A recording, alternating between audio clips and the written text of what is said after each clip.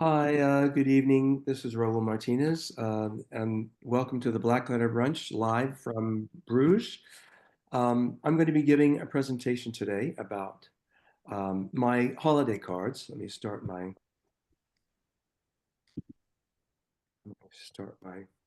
Now, can you all see my presentation? Yes. Yes, Yes. Okay. Yes. So, um, so all of my holiday cards have a baby Jesus theme and contain the lyrics from a popular song that contains the word baby. Some of you have seen them. You will see how the creative process has evolved over the years. At first, I ordered my cards online from Kinko's, uploading the artwork to their website. In 2017, I started using solar plates, finally moving to polymer plates um, that were made by Crown Flexographics, a local business. So this is 2015's holiday card. It features the lyrics from Bobby Freeman's song, Do You Want to Dance? Bette Midler sang this in her 1972 album, The Divine Miss M, a great song. It's like a sunrise. The engraving is probably by Albrecht Dürer, a 16th century German artist. That's my calligraphy cleaned up with Adobe Photoshop. I added a rainbow baby Jesus just for fun, and see that, and had that printed by Kinko's, which was acquired by FedEx later on. Um, for some reason, in 2016, I decided not to use copperplate calligraphy. I decided to use copperplate calligraphy and not black letter. Um, the background is red, which is my favorite color, though, and this was also printed by Kinko's. This was the only card, my only one of my holiday cards that I did not do in black letter. In 2017, I took a solar printing class from Louise Grunewald. Um, I just loved it. This class is what inspired me to start using the solar printing technique. Um, this is one of the exercises I did for the class. I scanned my calligraphy and created a grayscale image in Photoshop. And then I inverted it to create a negative and printed the negative on acetate. I then placed the negative face down over a solar plate and exposed it to ultraviolet light for 12 seconds in the class. And now solar plates, if you're not familiar with them, were invented by Dan Weldon. They're metal plates that are coated with um, a light sensitive polymer. Um, it's sensitive to ultraviolet light. And when exposed to ultraviolet light, the polymer hardens. Any parts of the plate that are not exposed remain soft and can then be scrubbed off with a brush. This created a printing plate. Now, in this case, it was a solar etching, so there was another step that I left out. I think it had to be cured with a screen first. The unexposed plate had to be cured with a screen first, and um, the then it was exposed by placing the negative on top of it. Um, Louise, perhaps you can explain this a little more clearly. Well, yeah, with when you want to do a gray scale like you have for your background, you have Yeah, to first screen the plate, and it's called an aquatint screen, which mimics an aquatint print that traditional etching uses. But what it does is the screen has a gazillion tiny holes. I mean, you can't even see them on the screen, but what they do is they let the light in and they harden part of the polymer so that it will grab the gray points of the image rather than having it all be black. Does that make sense? It's a little like the old Bend-Aid dot technique in newspapers where the blacks are either really close together or farther apart, depending on the dot pattern to show the grayscale. So you screened it so you could get that gray background and then also the black for the main words. Right. Yeah. Right. Thank you, Louise. So this created a printing plate. I then applied the ink with a brayer and then wiped off the excess ink with a tarlatan, which is a sheet of stiff muslin that was supplied by Louise during the class. And then this inked plate was then placed face up on the bed of an etching press, and the paper was placed on top of it. This created a solar etching, which had actually grayscale in it. It was really cool. It's a little more labor intensive than a relief print. And so this was, I don't have the final print here either. This is just the graphic that I created the negative from. But unfortunately, I didn't have a photo of the final print. Um, the text of my 2018 holiday card was taken from Love Me Baby with lyrics by Pamela Marion Forrest. Recorded by French singer Sheila in 1977, Love Me Baby was her first disco hit and was inspired by Donna Summer's Love to Love You Baby. I don't remember where I got the engraving. I created the image using Photoshop. Um, I inverted the image, printed the negative on acetate, and placed it face down on top of an unexposed solar plate. Now here, this is a 4-up negative. And so you can see that I have placed the negative face down on top of the unexposed solar plate, which is in my little exposure unit, my solar plate exposure unit. I made that myself. So there are two negatives, one on top of the other, to ensure good opacity. Um, I then took the plate onto my balcony and exposed it to sunlight for 14 seconds. Um, this shows uh, the final plate once it had been cured and exposed and scrubbed. Um, um, here's a test plate. This was a single 1-up test plate that was ready to be inked. Um, this is the printing ink, which I really slathered on to the to the inking plate, and then I rolled my brayer over this. Now here I'm inking the 4-up plate. This was during the printing process, and here you can see how shallow the relief is. It was difficult to avoid over inking the plate because it was so shallow, and because I was just using a brayer and I really didn't know what I was doing. Um, so here my paper has been placed face down over the inked plate, which is on the bed of the etching press. I then placed the padding over the plate and ran it through the etching press. This is the final print after running it through the press. The results were sloppy and over inked, unfortunately. The first time that I pulled the paper off, it tore because the paper was too damp, and also the plate was a little bit damp. Um, I had to call Louise for assistance. Do you remember that, Louise? You I patiently. do remember that. And part of the issue with roll, you have to be real careful about how much ink, like you said, goes on with the roller.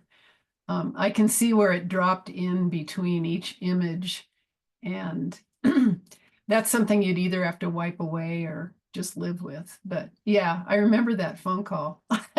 That was A hysterical phone call. Thank you, Louise.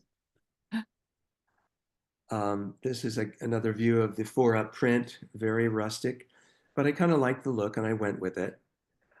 Um, Now, before we go on to, well, this is this is one of my favorite cards, Do Me Baby, 1981 by Prince.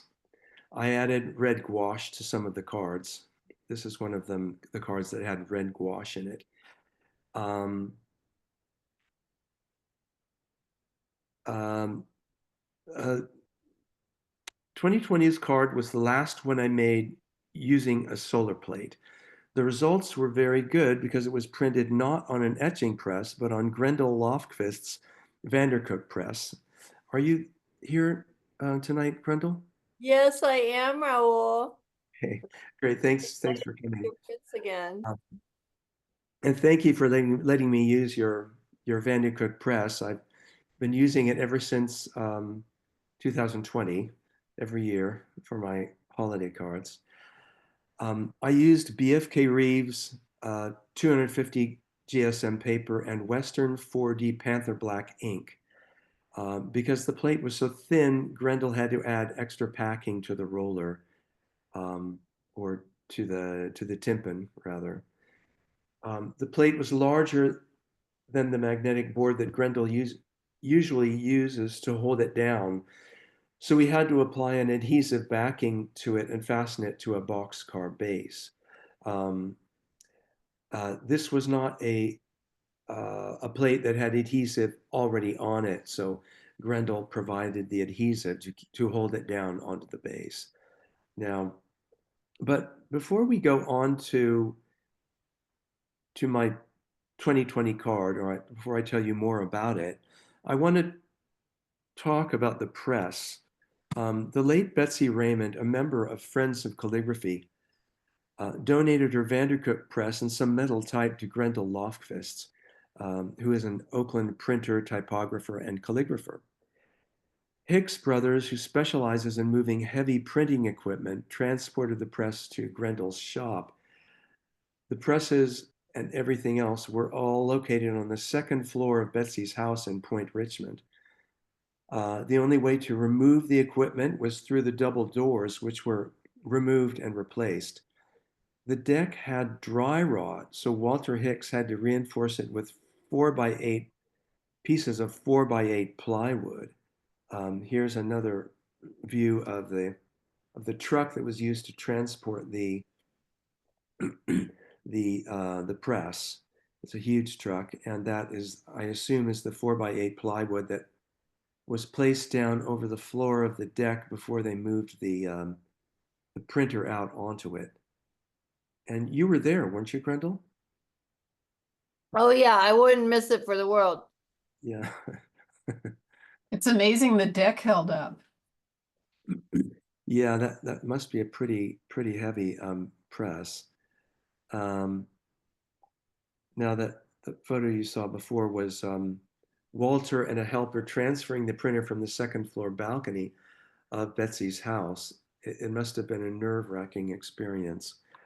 Um, I assume that his helper is hanging onto the back of the forklift to counterbalance the weight of the press. Um, is that the Vandercook press or is that a different one? This is the Vandercook. There were actually, this is the 4. There were 2 different Vandercooks there. Hmm. And there were also some other very heavy pieces of equipment, like a large guillotine cutter Hmm. that had to be moved. Okay.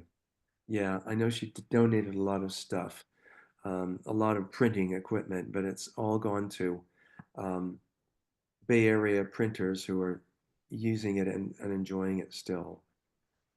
So, so a big thank you to Betsy Raymond, um, Betsy.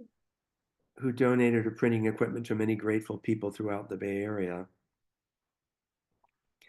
Many of you, especially those of you who are members of Friends of Calligraphy, would remember Betsy. She was in one of my classes at Fort Mason when I was in the States 10 Really? years ago. Yeah, she was lovely. Yeah, she attended a lot of Friends of Calligraphy's classes, and um, yeah, she was a very faithful member. Um, now, this is the calligraphy for my 2020 card. Um, and so I did the calligraphy on white marker layout paper, then scanned it in.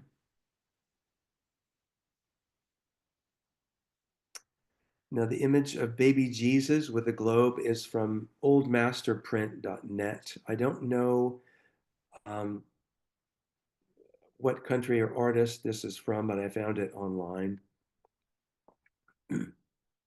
Don't you just love the strategically placed daffodil? Yeah, yeah, yeah, the little flower between his legs. Very cute. This is the two up image of my 2020 card before inverting it. I created this using Adobe um, Photoshop and Illustrator. It's been vectorized and printed on acetate. And this is um, the inverted image in Adobe InDesign. Um, I then I then exported this to a PDF file and printed two acetate negatives. Um, Now here are the acetate negatives taped together after being carefully aligned. So I put two acetate negatives together to ensure that they were nice and opaque. A single negative, I guess, is not as opaque. Um, Well, it's because the light, when the light goes through the acetate, it looks different than when you just lay it down on a piece of paper. So that yeah, ensures the blackness. yeah. Here's the solar plate, the unexposed solar plate in the exposure unit with the negative face down on top of it in my high-tech solar exposure unit. So here I am exposing my plate to sunlight for 14 seconds. And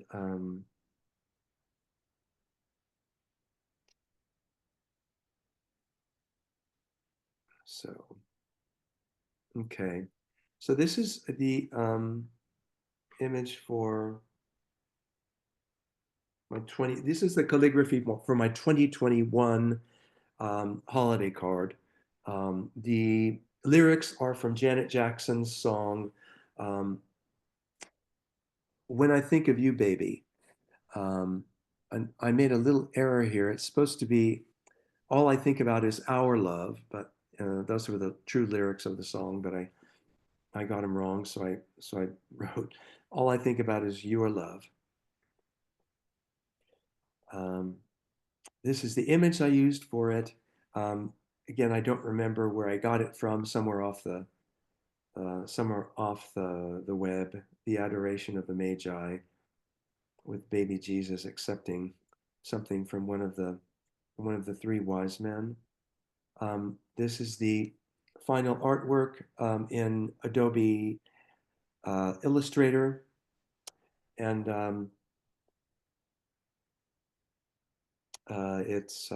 it was vectorized, and then I created a PDF file from it. Now, 2021 was the first year that I no longer was using the solar printing technique. I just created a vectorized image, exported it to PDF using Adobe Illustrator, and then sent the PDF file to Crown Flexo Graphics in Antioch, which is a local polymer plate, letterpress plate manufacturer, and had them make the polymer plate for me. The reason why I abandoned solar plate, it was because the relief just wasn't deep enough, and it was difficult to get a good clean print from it, even using a letterpress printer, a letterpress press. So this is the translucent um, plate, polymer plate that was made by Crown Flexographics. They're they have an adhesive backing on them. So all you do is you peel the backing off and then stick it to the boxcar base, which is placed in the chase of the Vandercook press. The boxcar base is type height, that is 0.917 or 918 inches, I believe, so that it just touches the rollers and the tympan when you roll the tympan across it. The plate has already been inked, so you can see the relief there. And here you can see the whole assembly. The boxcar base has been fixed into place using reglets and furniture, and the coins are on the side tightened, so nothing will move here. Everything's been locked into place, so I have my entire form in place. This is the Vandercook press. You can see the uh, the uh, the cylinders are all inked. The top cylinder is the distributor roller. This distributor roller oscillates from the left and the right, just distributing the ink across all of the different rollers. The middle roller is uh, I can't remember what the middle roller is called. And then there are two rollers that come in contact with the plate that are called the form rollers. And this whole assembly is on this carriage that rolls over the letterpress plate. Now my paper is attached to to the to the carriage and the tympan, and it's the gripper. The grippers are locked down so that the paper will go around the the tympan when I start rolling the carriage. I use the crank on the left hand side to roll the entire carriage over the plate. And here the print has been one half of the paper has been printed already, and I'm pulling it off of the tympan. You can see that the tympan has an acetate sheet over it, and there's packing underneath the acetate sheet to ensure good contact. I was very happy with the way that the print came out. I believe this is a finished print. It was extremely sharp. I was very pleased with the way this came out, and I got a really good impression. With the letterpress press, you can really get a good. You can put a lot of pressure on it, and since this is not a metal type, you don't have to worry about deforming the type. You know, a polymer plate can take a lot of pressure. Um,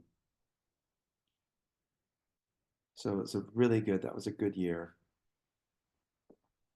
For 2022, I chose the words from the Doors song, Come On Baby Light My Fire. So these were some of the images that I considered but then rejected. One of them, as you can see, is Jim Morrison, who was the lead singer of the Doors. I finally settled on this image, which is an image of the baby Jesus or the Sacred Heart of baby Jesus on fire. And this is my calligraphy that I did um, for the card with a pangram on top. Here I printed a 2-up. No, actually, this is 2 separate polymer plates that Grendel and I positioned on the boxcar base. So this wasn't a single plate. I had ordered 2 plates uh, from Crown Flexo. Um, the the polymer plates are already stuck to the boxcar base, and they've been inked. Um, so you can see that the distributor roller on top is all inked, and it's oscillating back and forth, and all of the rollers are ready, and the paper um, is under the grippers, ready, and I'm ready to make my print. And I'm pulling the 2-up print from the the tympan after the print has been made already. So, and this came out very well too. Whoops. This is the final print. I don't think this is actually a print. I think this is the image that I sent to Crown Flexo. It doesn't look like an actual print.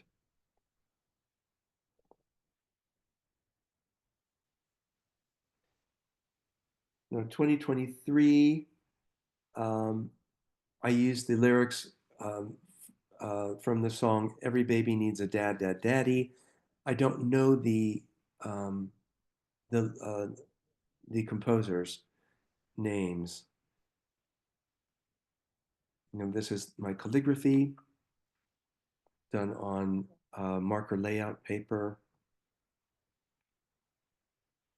This is the image I used for the card. It's Saint Joseph carrying a lily representing purity and virginity, and baby Jesus in his arms. He's looking lovingly at baby Jesus. And this is the final image, the final artwork all put together in Adobe Illustrator. I vectorized this and then generated a high resolution PDF file from it, which I then sent to Crown Flexographics, who prepared the polymer plate for me.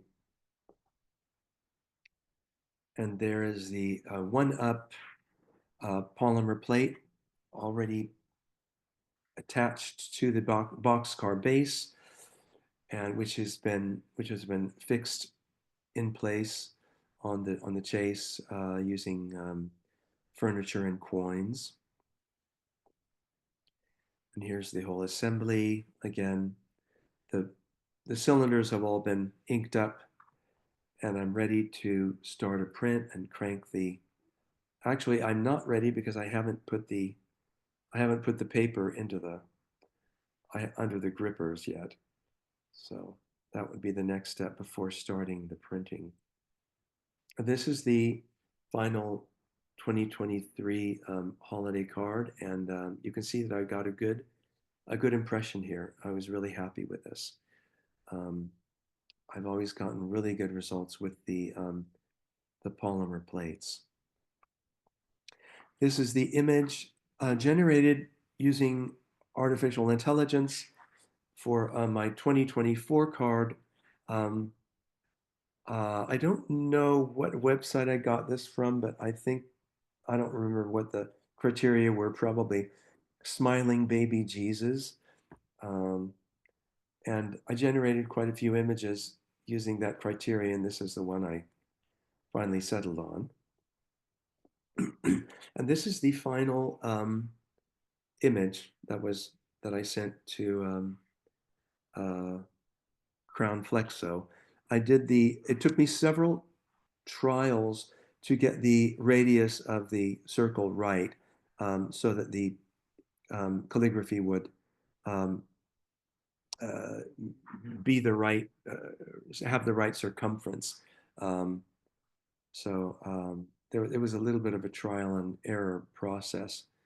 Even though I knew what the length of the calligraphy would be, um, I, um, I just I had to keep on reducing the radius until the calligraphy came out right and completely went all the way around the circle. Um, I did the calligraphy, or I did the printing under the watchful eyes of one of Grendel's black cats who prowl around her print shop.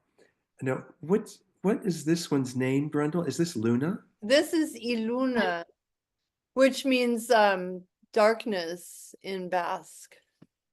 Iluna. Okay. Very sweet cat, very curious.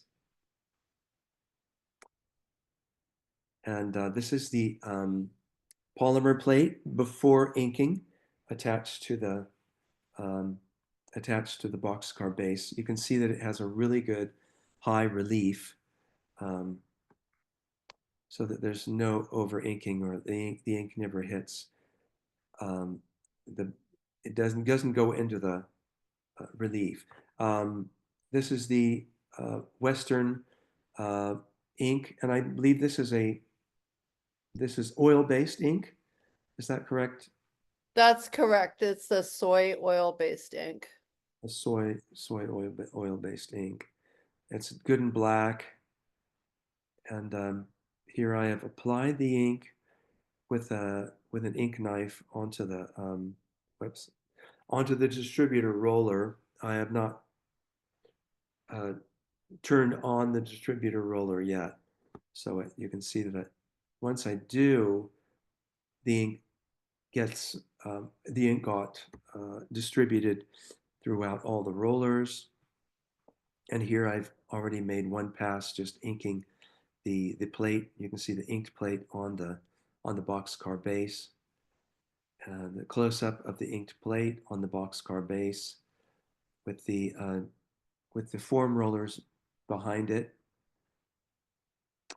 And here I have attached my paper to the grippers, and I'm ready to start making a print. And here I am pulling the print out off of the tympan after doing a run. And here's my very good um, deep impression. I was really happy with this. It came out really good, I thought.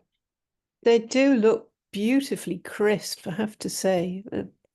I'm really happy with the way these polymer, Yeah. they're really good. I get a really good impression with them.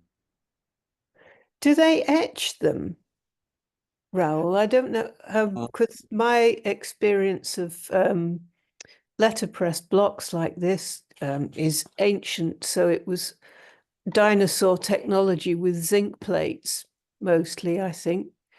And they would etch the metal. So I just wondered how they were made. I assume they make the relief plates, the relief letterpress polymer plates, using more or less the same. Well, no. Well, I assume that light is involved in the process, but Mm. I'm not. I don't know. I would have to ask Crown Flexo. Um, I think I can answer that, Raoul. oh, go ahead. I think that in some cases they still use the photographic technique to expose the plate. So the same technique that you were using with the film negative and ultraviolet light. And the polymer is of course light sensitive. And they use a vacuum frame to expose that so that's what results in the very crisp image. But I believe also Crown Flexo in some cases uses a laser to etch the plates, even though it's a photopolymer plate. And I think it may just be the size of the image that helps them determine whether they're going to use the laser or the traditional photographic method. Oh, thank you for the information. That's most interesting. Thank you. Thank you, Grendel. Yeah. Interesting. I'd like to see how they do it one day. Maybe they'll let me watch sometime. What paper do you use? Is it very soft? I think it was Rive BFK. And that was what I used, and it was kind of soft. Yeah, it was a little bit soft. I guess that's why I got such a good deep impression. Well, also, Raoul, don't forget you dampened the paper ahead of time. Yeah, I did dampen the paper. It was just slightly damp, just a little bit cool, and that helps too. You know, that helps get a good impression and good inking.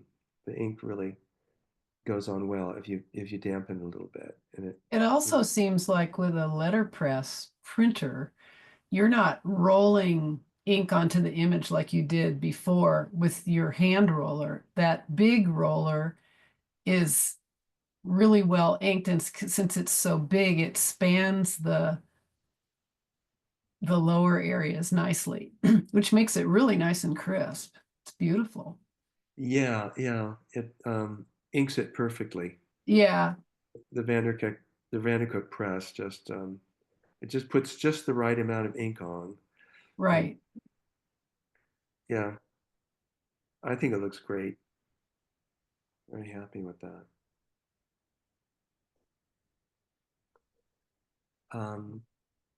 So that's it.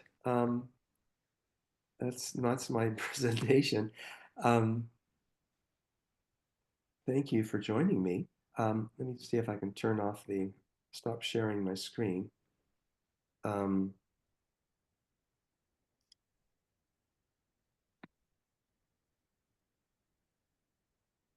okay.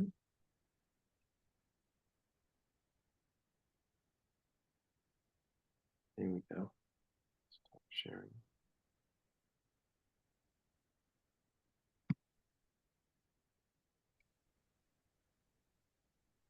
How do I turn off the? Okay. How do I stop sharing this? There we go. Okay. Oh, thank you, Raoul. That was really interesting.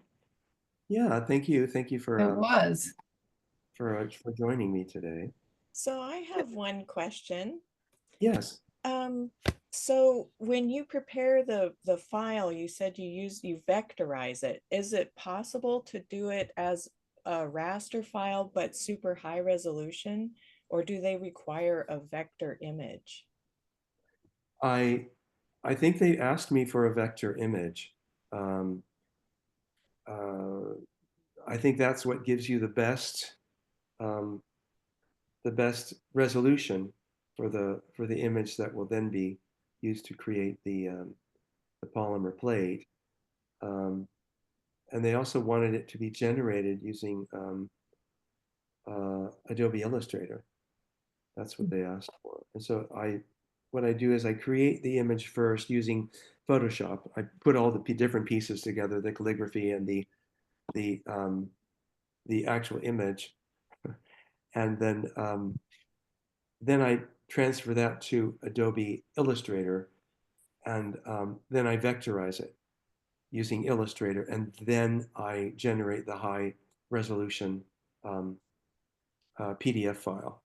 And it's vectorized, and you can tell no matter how much you zoom into the image of the PDF, you don't see any pixelization. Right. I'm not sure if you would get those same results from a high resolution rasterized image. I don't know. You'd have to, or I'd have to experiment with that. And it's possible that you can also do the vectorization without using Adobe Illustrator, but since I have it, that's what I used. for doing the vectorization.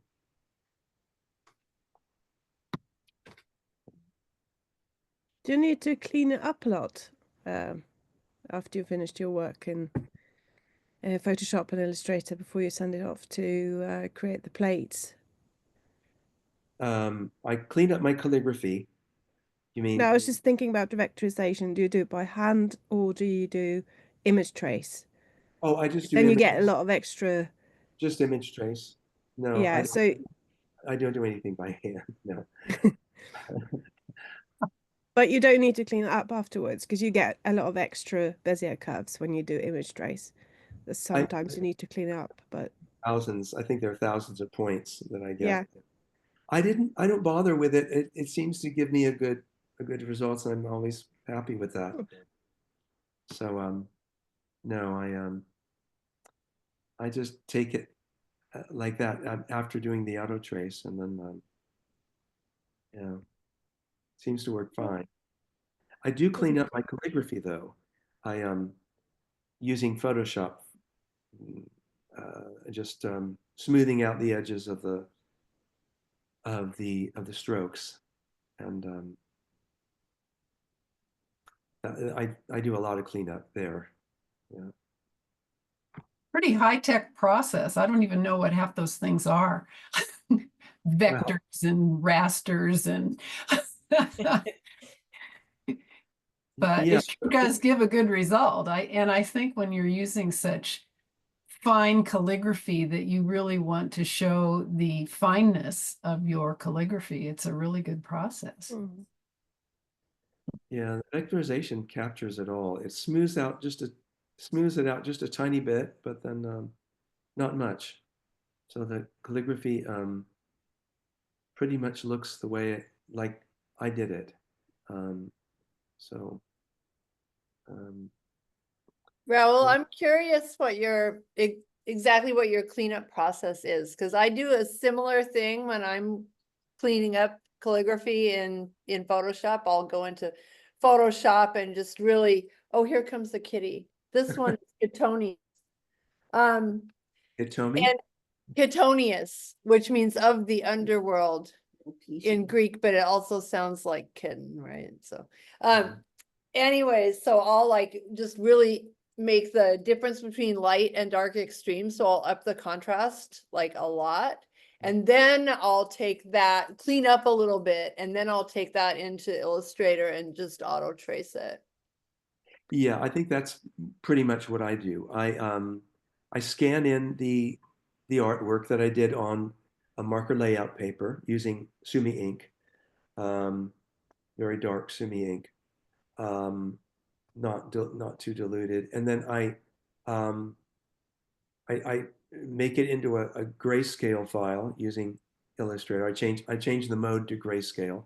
Then I rotate it so that it's perfectly horizontal, and then I uh, adjust the light levels using um, uh, adjust. I can't remember what the setting is in Adobe Photoshop. This is all done using Photoshop, and so I adjust the light levels until it's just black and white, pure black and white, and then I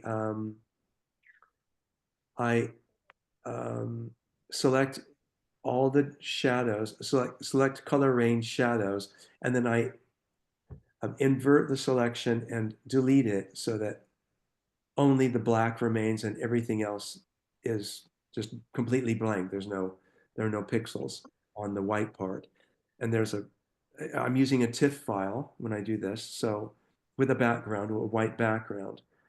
And then at that point, I start doing the cleanup using the eraser tool in Photoshop. And that can take a long time. So I go in really deep. I zoom in really far, and I just go to town with the eraser so to smooth out the edges of all of my strokes. And that could take hours. I think so. Yeah. So yeah. And then once that's done, then I save the TIFF file and then I think I leave, I think I make the background invisible, and then I save the TIFF file with transparency enabled, and then I import that into Adobe Illustrator, I think, um, and then I vectorize it. I do the auto tracing and vectorize that so that there's some smoothing involved first, and then I vectorize it. And that creates a very sharp, non-pixelated image that I can then send to the letterpress plate manufacturer, Crown Flexo, in Antioch. And Antioch is in the East Bay, east of where I live. I'm in eastern Contra Costa County. So what I usually do is I go on a hike somewhere in East Contra Costa County, and on my way back, I pick up the plate. So it killed two birds. Plan. So yeah. Do you ever do woodcuts or lino cuts? I have never done that. That's probably something I will explore next. But I just love the sharpness of what I've been doing using the letterpress plates. That I'm not sure I'll go there. But if I do, I'm not sure I could even. Can you place a woodcut or a letterpress linocut plate onto a letterpress press? Yes, absolutely. Would have to be the What I right, do. but oh, you do. You- Okay. You know, Raoul, they sell those mounted linoleum blocks. You can buy linoleum either flat and unmounted, or you can buy it mounted, and they put it onto a like a 3/4 inch particle board or some kind of wood that elevates it and makes it almost type high. Oh, The whole That- thing is level, right? Mhm. With the plate. What's oh, that? I'm So sorry. the whole thing is level with the plate, so then it goes through cleanly. That makes sense, yeah. oh. So if you're going to try it, I recommend doing that unless you want to go the etching press route. I think I'm done with the etching press. Oh, come on. I love the Vandercut press so much that I think I'd like to continue using that. But yeah, I'll have to try getting one of those type height um, linoleum blocks, and then try doing that. But that's going to be a whole new learning process for me. Then you have to work by hand. Yeah, and the linoleum cutting by hand. Yeah, interesting. And I you don't want- have to carve, you got to do everything in mirror image. You're going to have to Right. work backwards. no. I have to tell everybody that Raoul is an impeccable press guest. He leaves believe everything it. spotless. I could eat sushi off the press when he. Taught me well, Grendel. You taught me to clean up everything. I clean up everything. I mean, I'm very thankful for you that you use that press. So I Right. don't want How early do you start working on your card? usually in November, I start doing the calligraphy, and then I try to get that done as soon as possible, and then create the image, and then send it to the Crown Flexo, and then as soon as I get the plate back from the letterpress plate back from them, I make an appointment with Grendel, and then I'm off to Oakland to start printing. So yeah, no later than November. Well, it's very fun. It was very fun to see the evolution and all the different things and how beautifully they're done. Thank you. Oh, you're welcome. I love that you had Jim Morrison in there, so I'm looking forward to that card. Oh. Oh, I'm done with that. I don't know what I'm going to do next year. Maybe um I want to be loved by you, or maybe I'll completely switch gears and just do something that's not tongue in cheek, something more serious. I don't know. But I Uh, love the tongue-in-cheek quality. They're hilarious. Yeah, I do I too. agree. You. Yeah. So I want to show one last thing before we're done. Let's see. So this is